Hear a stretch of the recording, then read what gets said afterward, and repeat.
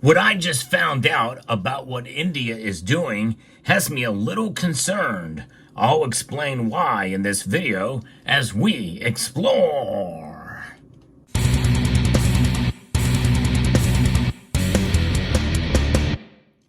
There's a lot of things happening in the world today that fall under the radar of the major headlines.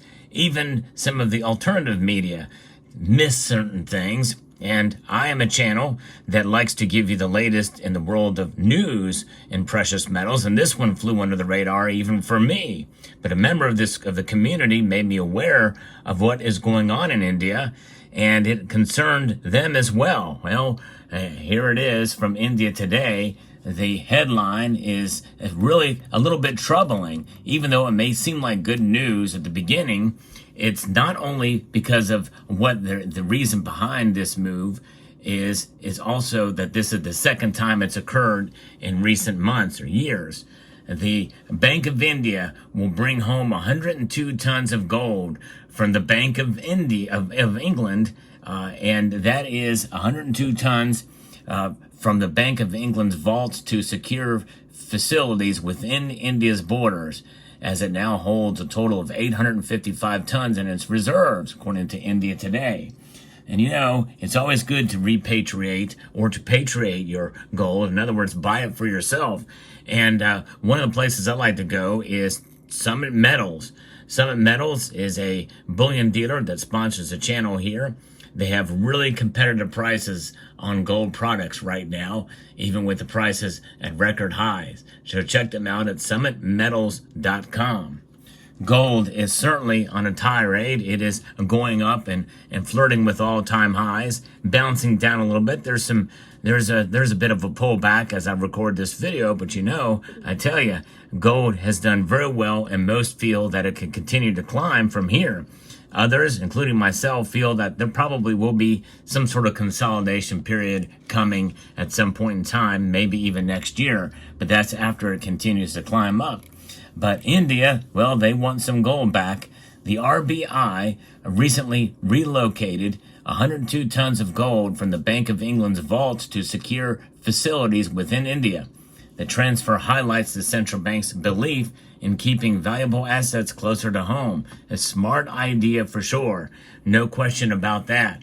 In fact, I always say that it's a good idea to have at least a fair amount of gold in your possession. If you're going to store it off-site, make sure it's a place that you trust and you have access to it whenever you need it. That's for sure. Repatriation is nothing new, but the thing is that this is the second time that it's occurred in recent years. In September 2022, India has repatriated 214 tons of gold, demonstrating the RBI's preference for keeping more of its wealth within its own borders. And we know the famous story about Germany wanting to repatriate their gold from the United States. And what happened there? Rehypothecation. Well, that's another topic, but nonetheless, India wants their gold back, and they're going to get 102 tons of it. And 214 were already sent back in September of 2022. With a total of 855 tons in reserves, the Central Bank of India now holds 510.5 tons within the country. The shift aligns with rising geopolitical risks and the government's goal of enhancing security by managing its assets domestically. Again, that's good news. So why is it worrisome? Well, the decision is really what's led to it. To bring home a portion of India's gold reserves comes amidst a backdrop of growing international tensions and economic challenges. In other words, India, being the eye in BRICS, is essentially kind of choosing sides, it seems like here. And with the talk of a gold-backed BRICS currency, well, they're bolstering themselves up for that. And maybe the BRICS summit that they had last year and this year, part of that may be that many of these nations are deciding not to deal so much with Western nations, to trim off ties. And they're not gonna totally cut off ties, as again, this is something that's been long-standing, and they're pulling back 100 tons here, 100 tons there, and what have you. But this is a bolder move in that direction. This bold move with gold now essentially means that there's less ties to other nations that have been friendly with India and for a long time. I don't know that the United States holds any gold for India. I kind of doubt it. A lot of gold has been sent over to the Bank of England to hold for other nations. But certainly New York is another place that stores a lot of gold for other countries around the world. And who knows, there could be even more severing of ties that come down across the pike. But this is concerning. According to government sources, holding these reserves within the country provides an extra layer of security, for sure, which means they're concerned about security, not just for their gold, but for other reasons too, considering sort of the polarization between BRICS nations and the West. And so it's a little worrisome, I think, when we hear about this. The transportation of the gold required strict security, secrecy, and advanced measures involved specialized aircraft and secure protocols. This approach signals the government's commitment to safeguarding sensitive information and assets, especially as the international situation becomes more complex. And that's another hint, another concerning sign here. This is not the first time India has moved large quantities of gold back to its own soil. In May of just this year, India transferred 100 tons from the Bank of England to domestic vaults, making one of the largest gold relocations since the 1990s. And that means this will be the third time that it's occurred. Back then, India's government had to pledge gold as collateral during a financial crisis.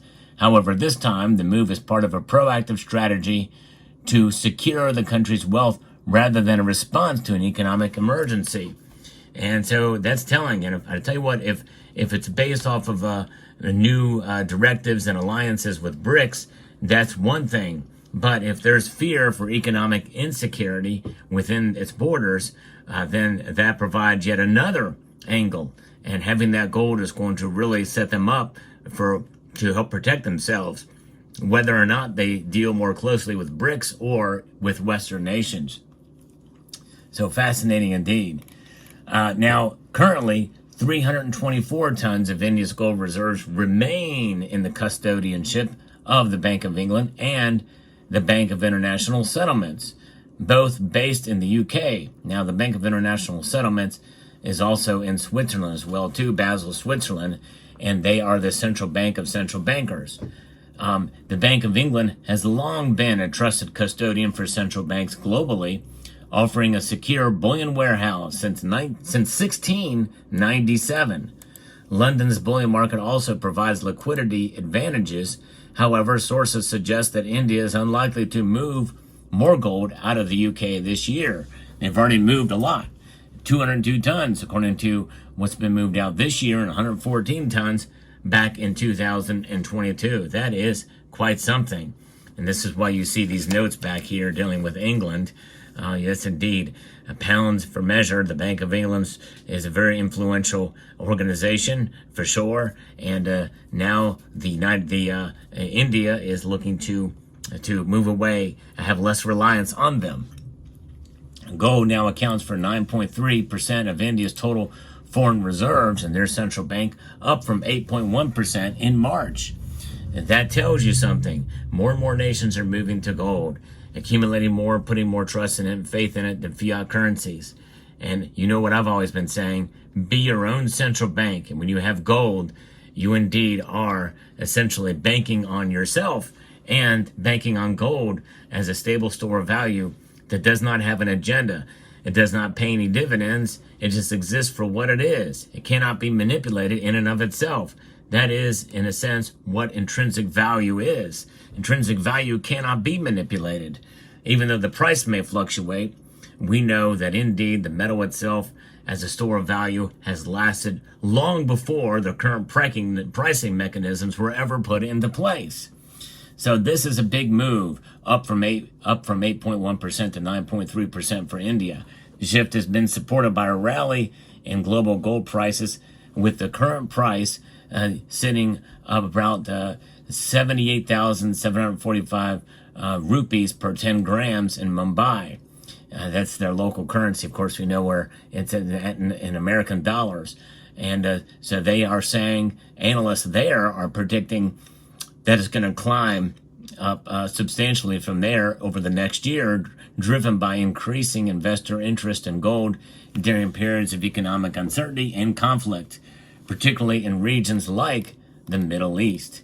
So that is the latest news. And I tell you what, there's a lot of news out there in the world of precious metals and what's going on. And gold right now, too, is something that is really high on the radar and really focused by a lot of these central banks. You know, with the central banks sort of having a pause and even selling off some reserves, my guess is probably it's going to be a long time before they do that again. But it's not out of the realm of possibility. Until such a time as that comes, well, you can rest assured that gold will be that stable store of value for you, and the prices will not fluctuate as dramatically as other commodities and precious metals like platinum, palladium, and even silver. But all of those are good, I think, to have as a well-diversified metal portfolio. But gold and silver are the kings for sure, the most recognized as what I refer to as dormant money or commodity money. Even though it's not used and spent for everyday transactions, gold itself actually is spent between central banks, and there are ways to spend it even domestically around the world, and some people do that. But it's very, very rare that it occurs. But India making that move, a little bit concerning, because I do feel that we're starting to see sort of this polarization, as I mentioned earlier, between East and West yet again. You know, the old Axis powers versus the Allied powers of World War II. We're seeing more of that sort of really solidify more, and I think this move kind of leads in that direction. And so it's a little worrisome. But the economic situation, the geopolitical situation, not only domestically in India, but its connection and its tie to other nations is something that, has everybody on the edge of their seat in those nations, but really around the world. We're not in really the best economic situation globally either.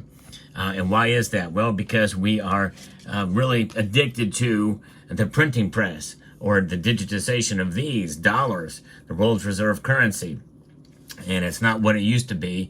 And even what it used to be was what it never had been since it left the confines of gold as the gold standard. It's not backed by gold anymore. It hasn't been since August of 1971. So there you have it. If you enjoy what I do here by giving you the latest news in the world of precious metals, I hope you will consider subscribing to the channel. And I hope you will press that like button as well, too. That's down there. And with that, I'd like to extend a multitude of gratitude to you all for taking the time to watch, and to encourage you to please rate, share, comment, and subscribe.